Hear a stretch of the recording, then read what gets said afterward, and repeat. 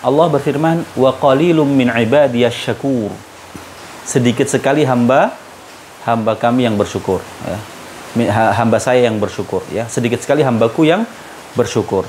Jadi dari ayat ini kita tahu bahwa Allah menjelaskan sedikit sekali hamba yang mampu mensyukuri nikmat. Ya. Assalamualaikum warahmatullahi wabarakatuh. Jumpa lagi dengan channel Urip. Urip adalah hidup, urip adalah berkembang.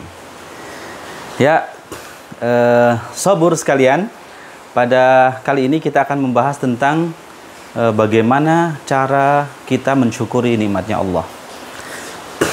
Ya, jadi kemarin kita sudah pernah bahas tentang 3 pondasi syukur. Ya, nanti kita akan ulas sedikit lagi juga. Dan juga bagaimana caranya, bagaimana cara agar kita menjadi orang-orang yang bersyukur. Ya, langsung saja mari kita saksikan penjelasannya. Lir ilir tandore wosumilir ta ijo royo tak senggo temanten anya.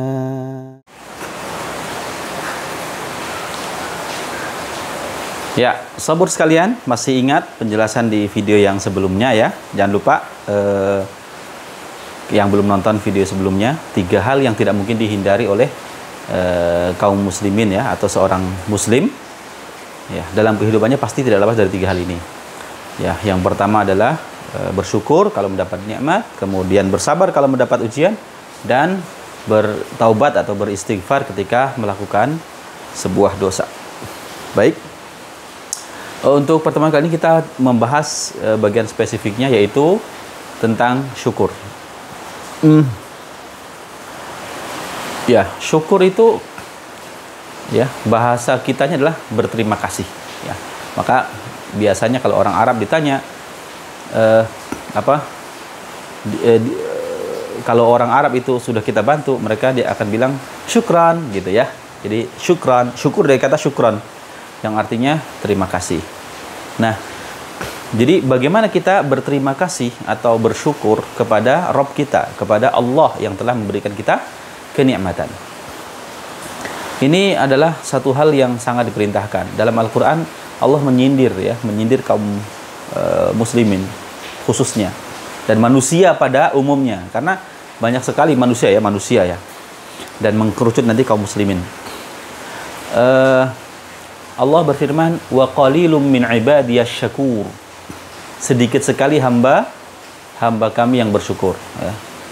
Hamba saya yang bersyukur, ya. Sedikit sekali hambaku yang bersyukur. Jadi dari ayat ini kita tahu bahwa Allah menjelaskan sedikit sekali hamba yang mampu mensyukuri nikmat. Ya, sudah menjadi tabiat manusia memang. Ya, ketika diberikan satu kenikmatan, maka akan mengharapkan kenikmatan yang lain. Ya.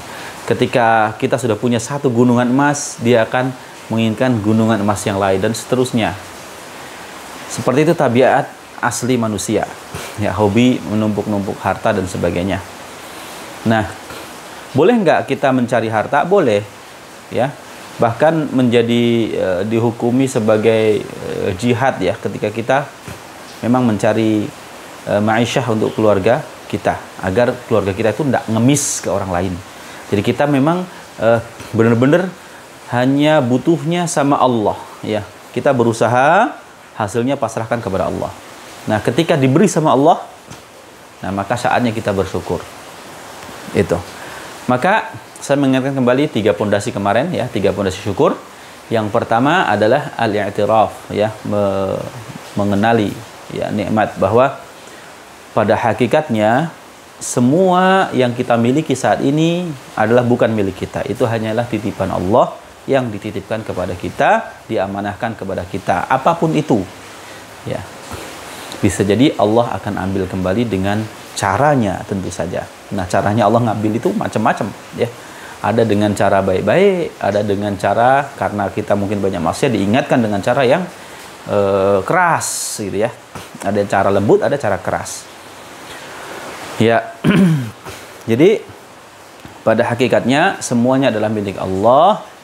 Kenikmatan-kenikmatan yang diberikan kepada kita adalah kenikmatan, ya, baik itu harta, benda, tahta, ya, harta, benda, tahta, wanita, ya, istri, terus kemudian anak-anak, kendaraan dan lain sebagainya. Itu semuanya adalah titipan Allah, pemberian Allah, ya. Maka kita harus bersyukur, ya, bersyukur.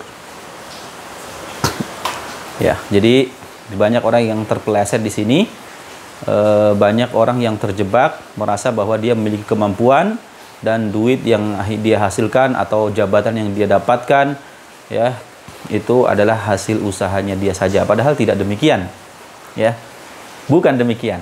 Jadi apapun yang kita apapun yang kita lakukan, hasil usaha yang kita kerjakan saat ini, itu pada hakikatnya kita hanya melakukan asbab, ya. Pemberi hasilnya adalah Allah. Mau bukti, sangat banyak buktinya di sekitar kita.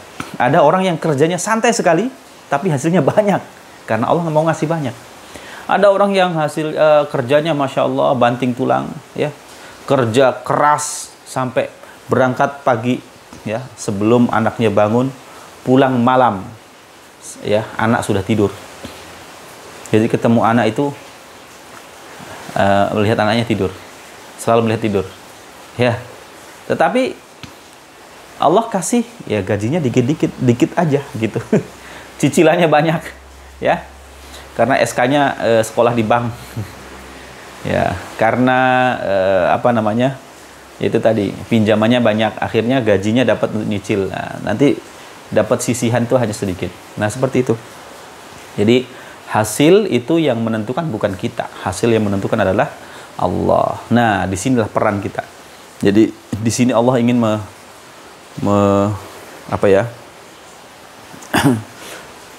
ya, bagi orang-orang yang punya akal gitu, ya, bagi orang yang punya akal, Allah ingin mengajak kita berpikir, ya, bahwa pada hakikatnya bukan kerja keras yang mendatangkan rizki yang melimpah, bukan. Ya, walaupun tentu ada planning apa segala macam, ya, karena tetap musabab itu akan ada dengan adanya sebab. Tapi kadang-kadang dalam satu waktu ada sebab tapi nggak ada musabab, ya, atau ada musabab nggak ada sebab juga bisa. Itu dalam koridor keinginannya Allah, ya. Allah itu kalau ingin, ya, sudah jadi. Kita punya keinginan, ya, bisa jadi kalau Allah mau, bisa jadi nggak jadi kalau Allah nggak mau. Nah, gitu. Jadi selalu harus dikembalikan kepada Allah. Nah, terus apakah kita harus terus malas-malasan gitu, nggak berusaha? Ya nggak juga. Ya nggak juga.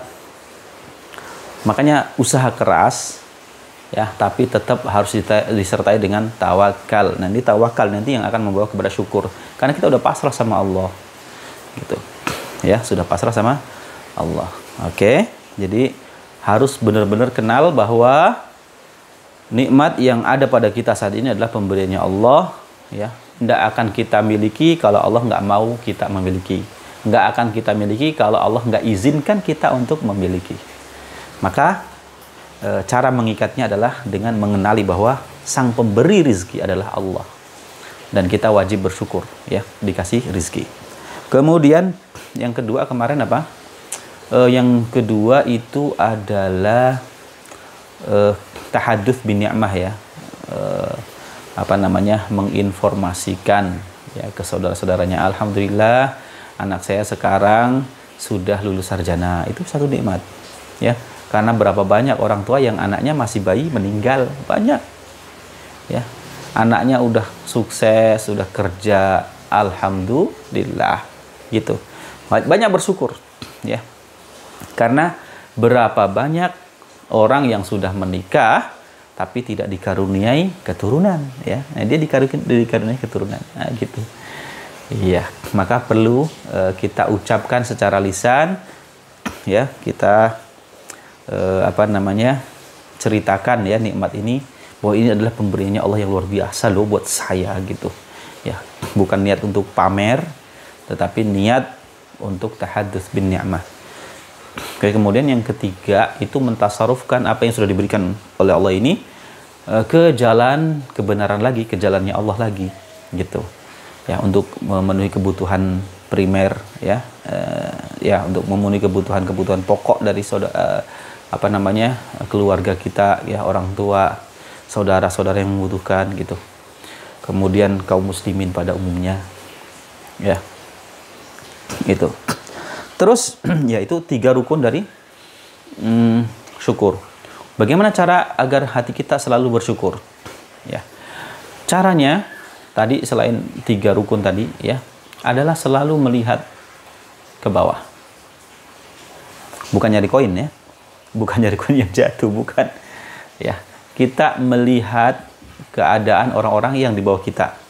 Tadi misalnya toh ada orang yang anaknya meninggal, ya, meninggal nih, ya, maka dia tetap harus bisa bersyukur karena dia sudah merasakan bagaimana merawat anak walaupun meninggal, ya, karena ada orang-orang yang tidak diberi keturunan sama sekali oleh Allah.